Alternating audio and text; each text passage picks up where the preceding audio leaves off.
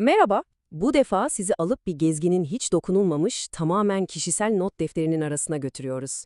Konumuz Fransa ama öyle bildiğiniz klişelerle değil. Bakalım o sokaklarda gezerken, insanlarla konuşurken gezginimizin aklında defterinde neler kalmış. Bu notlar bize bir yer hakkındaki düşüncelerimizin ne kadar anlık ve kişisel olabileceğini gösterecek. Peki hiç düşündünüz mü? Bir ülkeye gittiğimizde aklımızda kalan o anıları, o izlenimleri asıl ne şekillendiriyor? Gitmeden önceki büyük beklentilerimiz mi? Yoksa yolda karşılaştığımız ufacık bir olay, bir an mı? Ya da belki de bize tamamen yabancı gelen o kültürel detaylar. Gelin gezginimizin notlarına dalarken bu soruyu hep beraber aklımızın bir köşesinde tutalım. Gezginimizin not defteri bizi ilk olarak hayatın tam kalbine, yani sokaklara ve insanlara götürüyor. Hani o filmlerde izlediğimiz romantik, pırıl pırıl Paris imajı var ya, bakalım gerçek hayattaki manzara o imajla ne kadar örtüşmüş. Ve işte ilk not. Oldukça çarpıcı, değil mi? Beklenti ile gerçeklik arasındaki o uçurumu sanırım bundan daha net bir cümle anlatamazdı. Gezginimiz kamusal alanlardaki temizlik konusundaki hayal kırıklığını hiç yumuşatmadan olduğu gibi yazmış. Ve işte not defterinde sürekli ama sürekli tekrarlanan bir ifade. Asık suratlı.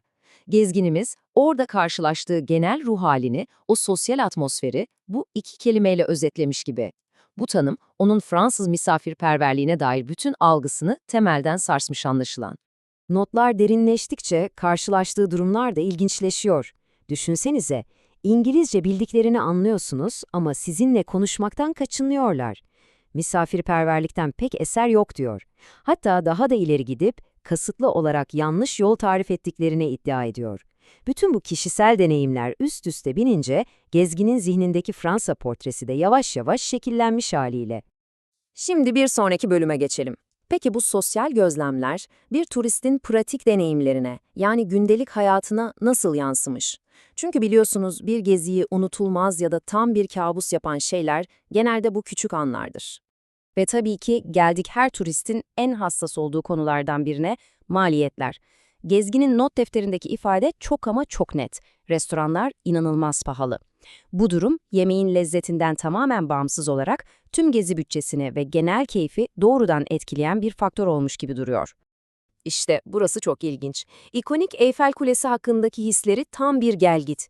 Gündüz gözüyle bakınca sadece bir demir yığını olarak görüyor. Ama sonra akşam oluyor, o ışıklar bir yanıyor ve o demir yığını birdenbire güzel bir şeye dönüşüyor. Bu, bir yerin algısının zamana ve koşullara göre nasıl da değişebileceğinin en harika örneklerinden biri bence. Peki tüm bu notları, bu anlık izlenimleri, bu hayal kırıklıklarını ve küçük mutlulukları bir araya getirdiğimizde ortaya nasıl bir resim çıkıyor? Gelin şimdi bu kişisel ve filtresiz izlenimleri toparlayıp son bir bakış atalım. Bütün bu notları bir araya getirdiğimizde aslında karşımıza 3 ana tema çıkıyor. Birincisi, insanlarla kurulan ve hayal kırıklığıyla sonuçlanan o sosyal etkileşimler. İkincisi, temizlik gibi konularda beklentilerin çok altında kalan kamusal alanlar.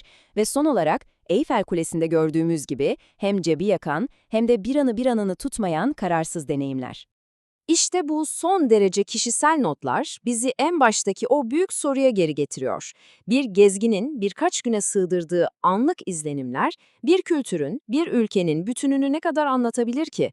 Belki de asıl sormamız gereken soru şu: bir yeri gerçekten tanımak sizce ne anlama geliyor? Sanırım bu sorunun cevabını size bırakmak en doğrusu.